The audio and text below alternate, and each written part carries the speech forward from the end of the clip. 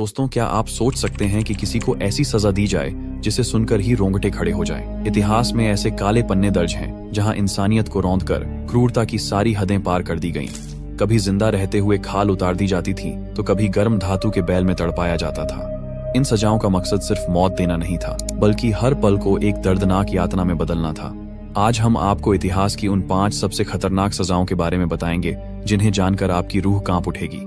तो तैयार हो जाइए, क्योंकि ये सफर बहुत ही डरावने, दर्दनाक और हैरान कर देने वाला होगा।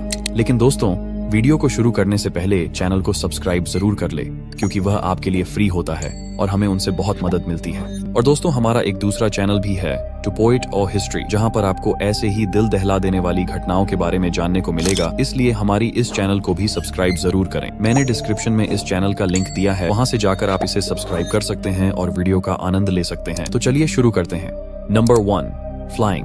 मानव इतिहास में कई ऐसी घटनाएं दर्ज हैं जो क्रूरता और पीड़ा की कहानियां बयां करती हैं, लेकिन उनमें से कुछ सजाएं इतनी भयानक थीं कि आज भी उनके बारे में सुनकर रोंगटे खड़े हो जाते हैं। ऐसी ही एक सजा थी फ्लाइंग। इस सजा में किसी इंसान की खाल को उसके जिंदा रहते हुए उतार दिया जाता था।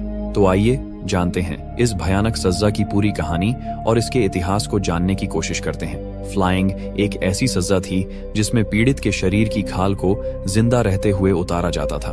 पहले अपराधी को बांध दिया जाता था ताकि वह हिलडुल न सके। इसके बाद तेज धार वाले चाकू का इस्तेमाल करके उसकी त्वचा को शरीर से अलग किया जाता था, और यह सारी प्रक्रिया बेहद धीमी और यातनापूर्ण होती थी ताकि उसे असहनीय दर्द सहना पड़े। खाल उतारने के लिए तेज धार वाले चाकू का इस्तेमाल किया जाता था। प्रक्रिया इतनी धीमी होती थी कि व्यक्ति लंबे समय तक दर्द सहता रहता था। कई बार खाल को इस तरह से उतारा जाता था कि व्यक्ति कुछ समय तक जीवित रहे, ताकि उसके डर का असर और बढ़े। यह प्रक्रिया तब तक चलती थी जब तक कि पीड़ित व्यक्ति को दर्द, खून की कमी या संक्रमण से मर न जाए। इस सजा का मुख्य उद्देश्य सिर्फ मौत देना नहीं था, बल्कि पीड़ित व्यक्ति को असहनीय दर्द देना था। फ्लाइंग की शुरुआत प्राचीन सभ्यताओं में हुई थी। इसे पहली बार असीरियन साम्राज्य में इस्तेमाल किया गया था। यह सजा विशेष रूप से राजद्रोहियों और चर्च के खिलाफ बोलने वालों को ऐसी दर्दनाक सजा दी जाती थी। लेकिन आज इस तरह की सजाओं को पूरी तरह से अमानवीय और गैर कानूनी घोषित कर दिया गया है। फ्लाइंग जैसी सजाएं इतिहास में मानव क्रूरता की पराकाष्ठा को दर्शाती हैं, लेकिन यह हमें याद दिलाता है कि न्याय और मानवता का हमेशा सम्मान होना चाहिए। Number 2, the rack. मध्ययुगीन युग में इंसानों को सजा देने के लिए ऐसे उपकरण बनाए गए थे जो न केवल शारीरिक बल्कि मानसिक पीड़ा भी देते थे। इनमें से सबसे खतरनाक हथियार था द रैक। क्या था और कैसे काम करता था और इसका इतिहास क्या है, चलिए जानते हैं दोस्तों। द रैक एक दर्दनाक उपकरण था जो कि लकड़ी के एक बड़े फ्रेम से बना होता था। इसके दोनों सिरों पर रोलर्स लगे होते थे। इस सजा में पीड़ित के हाथ और पैरों को रस्सियों की मदद से इन रोलर्स से बांध दिया जाता था। जब इन रोलर्स को घुमाया जाता तो रस्सियां टाइट हो जाती थीं और पीड़ित के शरीर की हड्डियां अलग होने लगती थीं। कई बार मांसपेशियां फट जाती थीं और शरीर के अंदरूनी अंगों पर भी बुरा असर पड़ता था। कुल मिलाकर दोस्तों, पीड़ित का शरीर असहनीय तरीके से खींचने लगता। यह प्रक्रिया तब तक जारी रहती जब तक शरीर के जोड़ अलग न हो जाए। इस सजा का उपयोग मुख्य रूप से मध्यकालीन यूरोप में किया गया था। यह उपकरण इंग्लैंड में विशेष रूप से कुख्यात था, जहां इसे राजनीतिक कैदियों, राजद्रोहियों और विरोधियों से कबूलनामे निकलवाने के लिए इस्तेमाल किया जाता था। ऐसा माना जाता है कि जो लोग धार्मिक या राजनीतिक रूप से शासकों का विरोध करते थे, उन्हें द रैक पर दर्दनाक सजा दी जाती थी। द रैक सिर्फ एक खतरनाक उपकरण नहीं था, बल्कि यह सत्ता और डर का प्रतीक था। इसे शासकों द्वारा अपने विरोधियों को दबाने और डराने के लिए इस्तेमाल किया जाता था। दोस्तों, इस सजा को भी आज अमानवीय और गैर कानूनी घोषित किया गया है। यह हमें याद दिलाता है कि न्याय प्रणाली का उद्देश्य दर्दनाक सजा देना नहीं, बल्कि निष्पक्षता और मानवता सुनिश्चित करना होना चाहिए। Number 3, heretics fork. हमारे इतिहास के पन्नों में कई काले अध्याय हैं जो मानवता के लिए शर्मिंदगी का कारण बने। इनमें से एक है हेरेटिक्स फॉर्क। यह एक ऐसी सजा थी जो न केवल शारीरिक दर्द देता था, बल्कि मानसिक पीड़ा और भय का एक प्रतीक बन गया था। यह उपकरण मध्यकालीन यूरोप में विशेष रूप से चर्च द्वारा धर्मद्रोहियों और अपवित्रों को सजा देने के लिए उपयोग किया जाता था। यह एक धातु की छड़ी होती थी जिसके दोनों सिरों पर तीखे कांटे लगे होते थे।